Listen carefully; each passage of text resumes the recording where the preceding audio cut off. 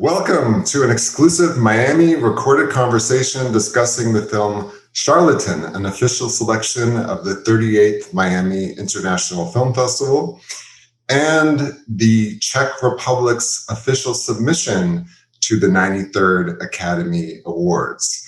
My name is Jaie Laplante. I am the executive director and co-director of programming for the festival.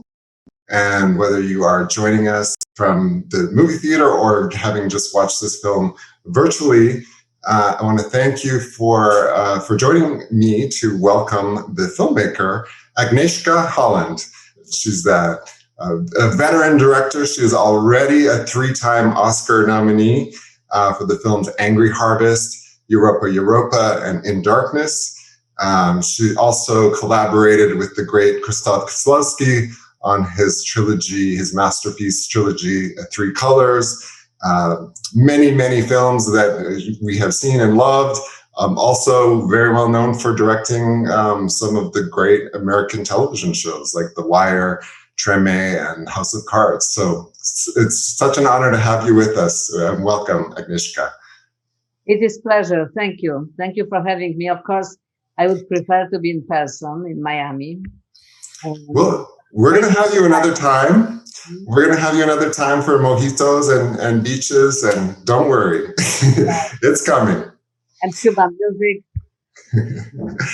So one of the things I find really interesting about Charlatan is that, it's being released now in this time of pandemic, a health crisis in the world.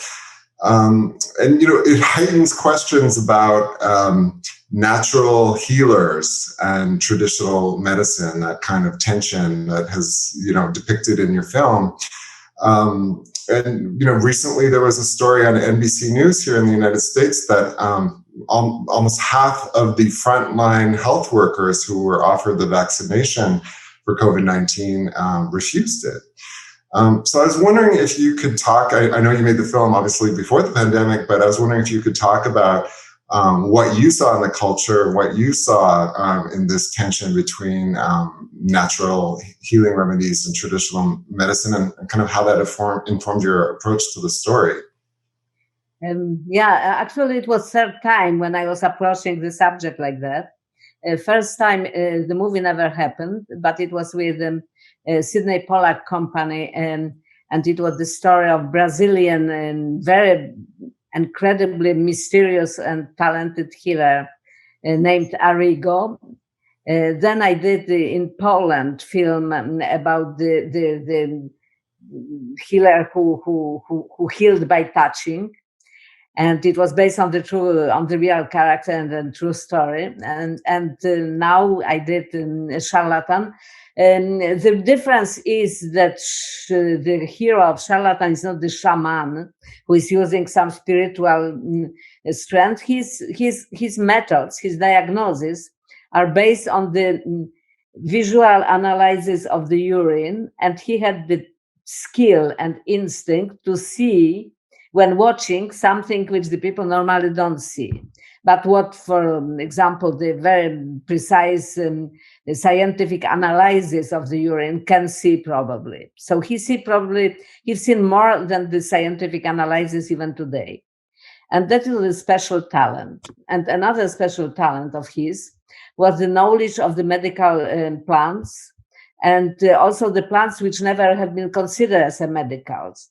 But he, in the combination with others, was able to create a very efficient remedy for many sicknesses. So he was more like the special kind of the genius, natural doctor genius, than this kind of the fate healer, which is always like a little more, I don't know, I believe a little less in that, even if sometimes I'm tempted to believe.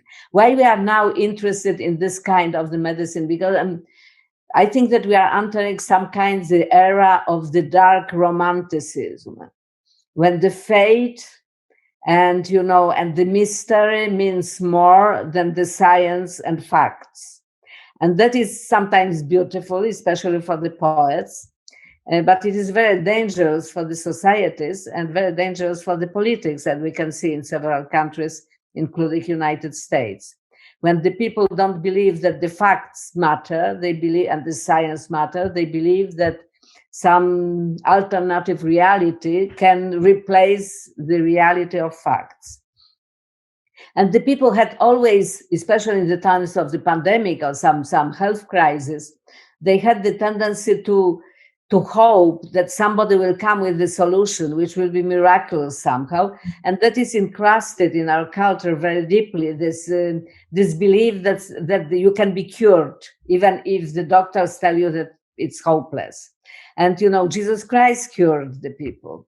And the saints in the trial to make somebody saint in Catholic Church, you have to prove the miracles. I did one movie about proving the miracles called The Third Miracle, and you have to prove that this saint person had the special connection to God and was able to heal somebody who was like practically dying.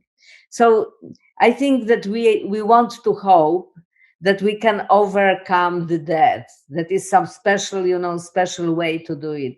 And some people are special in that. Mm-hmm. So as everyone saw in the movie, Jan is a historical figure that, is well known in Czech history, but, not as well known to perhaps the rest of the world, although this film will certainly change that.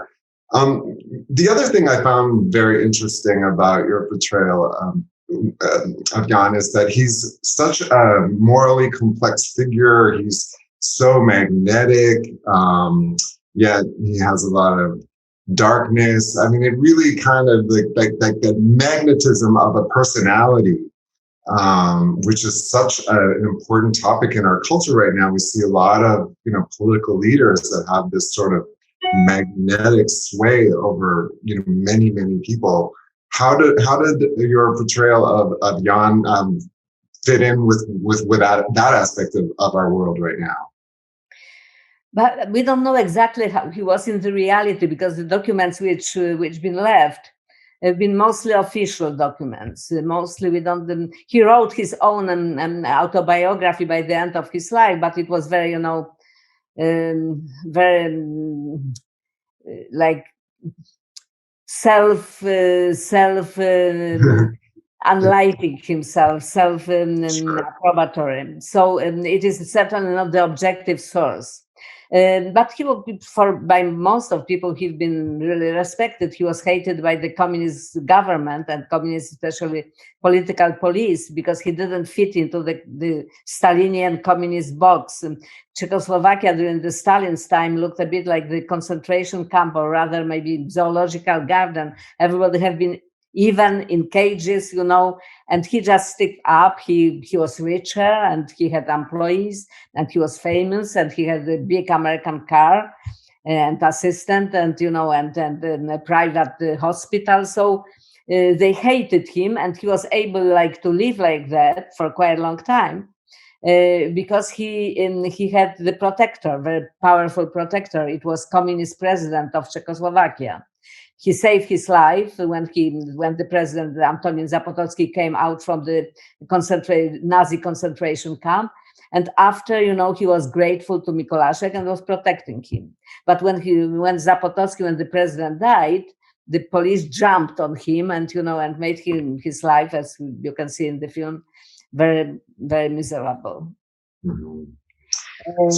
But he was charismatic, yes, and certainly he was full of hubris. He has also this narcissistic portion, and he wanted to project the image of somebody who is very powerful and very controlling.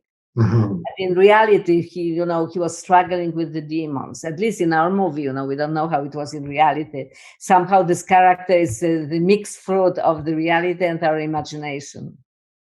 Yeah, well, we always say that even movies that are made about historical subjects are really about now, right now, right. The time that we make. So very interesting choice. One of the things I've always loved about your movies is your incredible instinct for actors and faces and casting.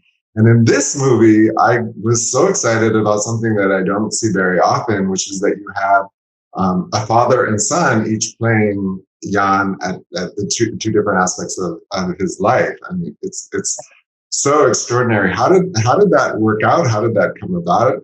Could you talk about my friend and master Polish director Andrzej Wajda, he was telling sometimes that you can recognize the good director if he has the luck with the weather when he's shooting. And here I had the real luck with the casting, because the script was sent to me like probably 5 years ago. I read it and I liked it, but I had another like commitments which would been lying on, and I told to the producer and the writer that I would be really happy to do it with them, except that that they have to wait for me like about 4 years, because I have to do the Spur, and then I had Mr. Jones and some series, and they've been so nice and so willing to do it with me that they waited. And we decided on the beginning of the process that Ivan Trojan will play Mikolaszek, and I thought we have to find young Mikolaszek, which will be credible, which is always the problem, to have somebody who looks alike and has the same kind of spirit, and in the same time is a good actor. It's not obviously easy. And fortunately, we waited 4 years with the shoot because when I accepted the film, Józef, second son of Ivan Trojan, was 14 only, and no one even knew that he wants to be an actor. So during this time, when he passed 17, I think, he presented himself to the casting director office and said, I'm Józef Trojan, and I know that we are looking for somebody playing my father young, and maybe you can try me, and because I want to be an actor. And we tried him, and he was perfect, very, very intense and very talented young man, and he has the spirit of his father. So it was great luck. Yeah, no, everything for a reason. So to all the filmmakers who are watching and maybe frustrated that their film isn't getting started, maybe there's a good reason that the gods of film are looking after you, just as this incredible story you just told. Yes, it's a good story for the optimistic future, right? That's right. And we are very optimistic. So on that note, has the film premiered in Berlin last year, just before the pandemic, started to spread around the world? What is the situation with the film in terms of the key audience and in the Czech Republic? Have they started to be able to see it now? Are theaters still closed there? Or what has everything just been on hold, or is it starting to open up now? Well, the pandemic hit in Europe in mid-March. It means in mid-March, the authorities decided to close everything in practically all countries. So we've been really lucky to show the film in the normal film festival in Berlin, which has been like, the last one of the kind for a while. And the movie was very well received there. So we've been able also to show it to several festival selectors, also to sold it to several countries. And the opening in Czech Republic supposed to happen in March, in the late March.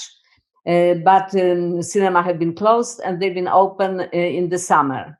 And it was this, like gap between two waves of COVID. So we just fit this gap. And the people, for some reason, in Czech Republic had the desire to go to the movie theaters and watch this particular film. And it was huge success. It means it was more successful during the COVID time than we expected it when making some prevision in normal times. So it was very lucky in Czech Republic. And in Slovakia, it opened also. In Poland, unfortunately, it opened a bit too late because it was in the theaters only about 10 days and then it was reclosed. And now in other countries, we are waiting, till everybody will be vaccinated, I think, because before it will be difficult to go to the theaters.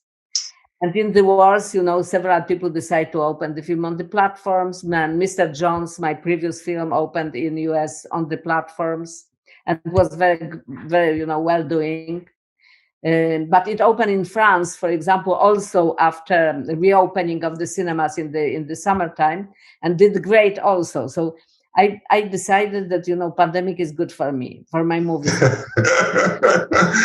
Well, I mean, it's certainly the health crisis of the people on screen was good for the subject of your movie, and I want to tell you that we are very honored to be screening this film at the Miami Film Festival. I want to thank Strand Releasing, who will be releasing the film in the United States, for allowing us to screen the film and for setting up this conversation with you today. And we wish you the very best with the journey of the film. And thank you for joining us. Thank you very much. And I hope it will have some healing effect on you.